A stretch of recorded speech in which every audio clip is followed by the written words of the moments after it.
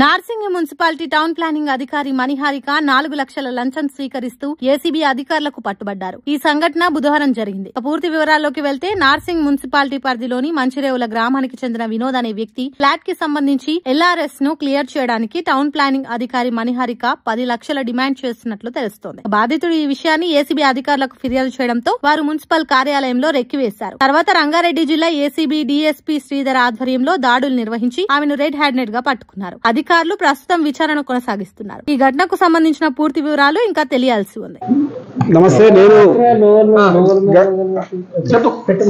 నమస్తే, నేను Gangasani Sridhar, DSP anti corruption bureau, Hyderabad city. Actually మాకు వారం రోజుల క్రితము ఒక కంప్లైంట్ వచ్చేది. ఇక్కడ మంచిరేవుల నివాసి ఒక 1000 గజాలు ఎల్ఆర్ఎస్ కోసం అప్లై చేశాడు. ఇక్కడ ఎల్ఆర్ఎస్ ఫీజు కూడా కట్టాడు ఆల్రెడీ. తర్వాత రోజు ఇక్కడ పిలిపిస్తున్నారు. అతను ఒక టౌన్ ప్లానింగ్ ఆఫీసరు మణిహారిక అని చెప్పేసి ఆమె ఒక 5 లక్షల రూపాయలు డిమాండ్ చేశారు. డిమాండ్ చేస్తే అతను అంత ఇచ్చుకోలేను అది అంటే ఆఖరికి దాన్ని 4.5 లక్షల రూపాయలకి కుదించారు. 4.5 లక్షలలో అతను ఈ రోజు 4 లక్షల రూపాయలు తెచ్చి ఇచ్చాడు. ఇచ్చినప్పుడు యాక్సెప్ట్ చేశారు.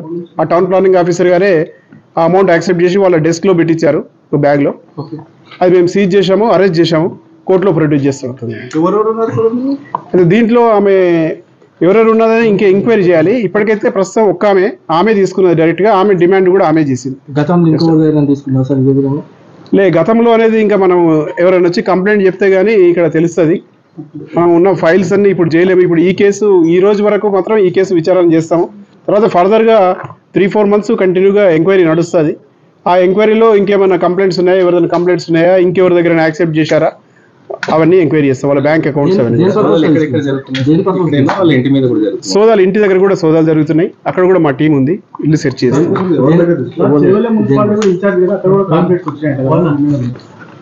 ఇంకా వెరిఫై చేస్తున్నాం.